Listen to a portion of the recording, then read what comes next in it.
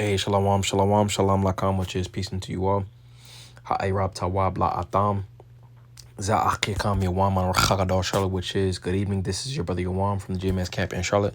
Nachamatam kaya hamlakat hashemayim kwarab, repent yea for the kingdom of heaven is at hand. Call layim la la abanawa Yahweh bahasham Yahweh shai bahasham chahakodash. Wa mashanala la claim that will. Wa mala'akim rachagadaw, which is all praises to our Father Yahweh, which means he exists. Bahasham, in the name Yahweh Shai, he delivers in double honors to the elders and apostles of Great Millstone. Zayah Shai, this is Isaiah chapter 59, and we'll get verse 19. And it says, so shall they fear the name of the Lord from the west, and his glory from the rising of the sun, when the enemy shall come in like a flood. The Spirit of the Lord shall lift up a standard against him, in which the enemy ultimately is talking about Esau, Edom, the so-called white man. All right, so he sees that, he's having his power stripped from him.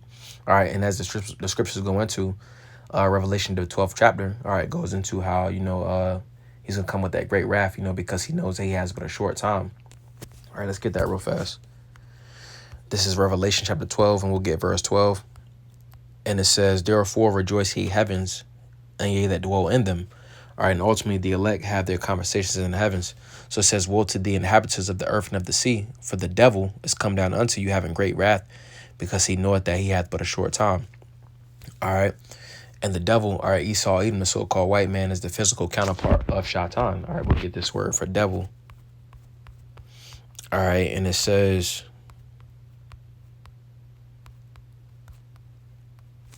Diablos. It says prone to slander, slanderous, accusing falsely. It says metaphorically applied to a man who, by opposing the cause of the Most High, may be said to act the part of the devil or to side with him. All right, Psalms, the 10th chapter. All right, essentially, Esau, even the so-called white man, is against, all right, everything that scriptures stand for. So he plays the physical counterpart of the spiritual demon, Satan. All right, so reading back, it says, therefore rejoice, ye heavens, and ye that dwell in them. Woe to the inhabitants of the earth and of the sea, for the devil is come down unto you, having great wrath, because he knoweth that he hath but a short time. All right, let's get this word for wrath. All right, and it says passion, angry, heat, anger, forthwith boiling up and soon subsiding again. It says glow, adore, the wine of passion and flaming wine, which either drives the drinker mad or kills him with its strength. All right, so essentially, Esau, Edom is being driven to be mad, you see, because, he is, essentially he's in a lot of to where, ultimately his power is being stripped from him. All right, so he's doing everything in his power to ultimately stop that. All right, hence why, he's coming with, different agendas, the NWO. All right, not too long ago, which they was destroyed, but I can't remember what it was called. It was in Georgia, the Guidestones, the Georgia Guidestones, going into, essentially how he wanted to eradicate, a certain number of people from the planet Earth, going into his NWO. All right, how he wants to black out the sun. All right, and so on and so forth, you see, because he ultimately understands that he's not going to be the next to rule. He understands that, Yashar Allah, all right, you so-called Negroes, Latinos, Native Americans, West Indians, Haitians, Israelite foreigners are going to be the next to rule. You see, but what's on his spirit is ultimately to do whatever he can to stop that. All right, so running back the latter part, it says because he knoweth that he hath but a short time, so he's seeing the different things, he's seeing different things culminate, and he ultimately understands that he's in that time to where, his rulership is about to be up. All right, let's get this real fast. This is Ayawab, Job, chapter 14 and verse 5, and it says, seeing his days are determined, the number of his months are with thee, thou hast appointed his bounds that he cannot pass. Let's read this in the NLT. And it says, you have decided the length of their lives. You know how many months we will live, and we are not given a minute longer. All right, in which specifically, all right, let me see. In NIV, it says a person's days are numbered. All right, that person being Esau, Edom, the so-called white man.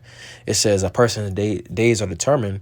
You have decreed the number of his months and have set limits he cannot exceed, which goes into, his rulership, you see, but then also the things that he's allowed to do.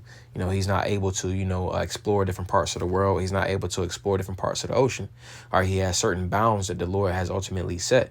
All right, and more specifically going into his rulership, he understands that his rulership is coming to that time of the end, so he's coming down with that great wrath with the legislations, all right, the things that ultimately he's setting forth, all right, in his NWO. All right, so in that, all right, the Lord is going to ultimately lift up a standard. All right, this is Yeshaya, Isaiah chapter 59, and we'll get verse 19 again. And it says, so shall they fear the name of the Lord from the west, and his glory from the rising of the sun, when the enemy shall come in like a flood. All right, in which that flood, this word for flood goes into, it's the Hebrew word nahar. All right, and it says stream, river. It says figuratively, it says prosperity, and it says expectation, the Nile, in which when you look at the Nile, or it had certain periods of time to where, it would go rushing. All right, it was like rapids. All right, essentially it would rush, and I believe, if I'm not mistaken, it would have certain periods of time to where, it would essentially flood. All right, in which when you picture a flood, it's rushing water to where, ultimately, when you picture ocean, all right, it's working water. All right, yam, that's the word for sea. All right, yah goes into the hand, which you work with your hands. Ma goes into the water, so working water. All right, but when you picture a river is it's fresh water, but it has a certain current. All right, and it's a very strong current. That's why a lot of times, swimmers, they swim in a river. A lot of times, they get swept under that undercurrent, you see, because the waters in the river are very violent. All right, so when you liken this unto Esau, Edom, he's coming very violently. All right, as it mentions right here, it says a river, a stream. It says a flowing. All right, it says a stream. So when you picture something that again, that's like a river, that's like a stream. All right, it comes rushing. So when you liken this unto Esau, Edom's legislations and his regulations, all right, is targeted specifically for Jake. All right. So going back, Isaiah 59 and verse 19, in the latter, it says, when the enemy, our Esau, Edom, the so-called white man, shall come in like a flood, all right, with the laws and legislations, and then also, with his Gurgur troopers, all right, he's going to come down with, he's going to essentially enact certain laws and regulations to where, he's going to give certain powers, all right, to, special forces like troops, all right, to where they're going to come in like a flood, come in against the elect. So it says the spirit of the Lord shall lift up a standard against him. So ultimately, the Lord is going to induce spiritual power unto certain members of the elect. All right, this word for standard, it says to flee, to escape, to take flight, to depart, disappear. All right. So, the spirit is going to come upon, certain members of the elect. All right. And spiritual power is going to be shown. It's going to be exemplified. All right. And it's going to be done to give glorification unto the Lord's name. So it says, vanish away, subside, escape. It says to chase. All right, because it can be to where the Lord ultimately puts a spirit on a certain member of the elect to disappear. All right, you see, but then also the Lord can put a spirit on the elect to ultimately put men to flight. All right, we got certain examples, with Marvel. All right, Dragon Ball Z. All right, and the different examples that the Lord ultimately gave us, coming up, to where it was a example as to, a small example as to, what can be seen. All right, but as the scriptures go into, it's going to be more works than in the scriptures, because really where these, directors and producers and stuff like that, they get the script and what's going to be shown in those movies, all right, from the scriptures. They get all of those things from the scriptures, so it's going to be more works, as it mentions in the scriptures, that's going to be done, all right, to ultimately deliver the elect. All right, but pretty much the point that the Lord is going to lift up a standard. So let's also get we'll also get Isaiah chapter 41. All right, we'll get verse 14. And it says, fear not, thou worm Jacob. You see, because as it mentions in 2 Corinthians the 10th chapter, all right, the weapons of our warfare are not carnal. You see, Esau Edom ultimately is a carnal man. All right, he comes with the do weapons. He comes with, you got a certain, like on Call of Duty, all right, to where, he'll have like it's like a satellite type thing, and he'll blast out a certain frequency. All right, and I think Esau Edom used it in Venezuela. All right, and they pretty much, went into an article. It was an article pretty much on this, but I can't remember. It actually, no, it does go into the direct energy weapon. So Esau Edom has, direct energy weapons, but his blessing is, carnality, the sword. So our blessing is not, the sword. So ultimately, where we have to put our trust in is in the spirit. All right, that's why it says, "Fear not, thou worm Jacob." Because this flesh ultimately wants to subscribe to fear, all right, and anxiety. All right, but what we have to put our trust is in the spirit.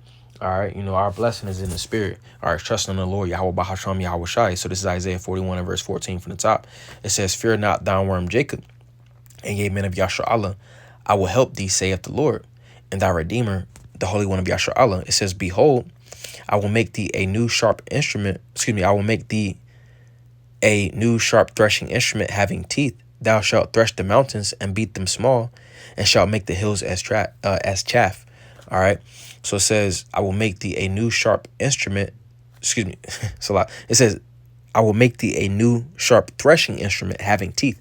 All right, and which with teeth, when you go into it in Bahalashwan Kwadash or Bahalat Bayath in the alphabet, ultimately teeth are sharp. All right. And what you consume and you devour with teeth. All right, so likening that unto spiritual power. All right, the Lord can have it to where ultimately a certain member of the elect has whatever specific power to where the enemy Esau Edom. All right, and those that's in bands with Esau Edom are going to be devoured and consumed. All right, by spiritual power. All right, via the spirit. But it says, "Thou shalt thresh the mountains," all right, which represents major governments. It says, "and beat them small, and shalt make the hills as chaff," which mountains and hills ultimately represent major governments, and the mountains and hills that are ultimately against the Lord, Yahweh Bahasham Yahweh Shai, all right, as those that's bending up with Esau Edom. All right, so let's also get this. We'll get Romans chapter 9 and verse 22. All right, and it reads, it says, verse 21, verse 20, it says, verse 19. All right, we'll start at verse 17. It says, for the Salat. Verse 15, it says, "For he saith to Moses, I will have mercy on whom I will have mercy, and I will have compassion on whom I will have compassion. So then it is not of him that willeth, nor of him that runneth, but of the Most High that sheweth mercy. For the scripture saith unto Pharaoh, even for this same purpose have I raised thee up, that I might shew my power in thee, and that my name might be declared throughout all the earth." All right, and which the scriptures go into in Habakkuk, the 2nd chapter, the knowledge of the glory of the Lord shall cover the earth as it does the sea. So it's going to be known, all right, through spiritual power and the different judgments that the Lord ultimately brings upon the planet earth, all right, that it was the Lord, Yahweh Bahasham Yahweh Shai, that did that, all right. So continuing on, it says, verse 18, it says, "Therefore hath he mercy on whom he will have mercy, and whom he will hardeneth." All right. And which, the Lord is going to have mercy on the elect of the nation of Yasha Allah, are you so-called Negroes, Latinos, Native Americans, West Indians, Haitians, and his life forms. The Lord ultimately has allotted, an elect, all right, to deliver from the said perils that are coming upon the planet Earth. It says, "Therefore hath he mercy on whom he will have mercy, and whom he will harden." So the elect ultimately is going to receive of that mercy, all right, while 2/3 and the heathen is going to ultimately be hardened. All right, and more specifically going into the heathen, Esau Edom is going to be hardened. He's coming against. He ultimately takes the steed of the modern day Pharaoh. All right, verse 19, it says, "Thou wilt say then unto me, why doeth he yet find fault? For who hath resisted his will?" And nobody resists the Lord's will. All right, which we got certain examples with Jonah. All right, Jonah didn't ultimately want to prophesy. So the Lord ultimately had him go through a certain ordeal. All right, and eventually he prophesied. All right, which again, that was ordained through the Spirit. So anything the Lord has set to happen, it's going to happen. Nobody can ultimately go around what the will of the Lord is. So it says, verse 20, it says, "Nay, but, O man, who art thou that repliest against the Most High? Shall the thing formed say to him that formed it, Why hast thou made me thus?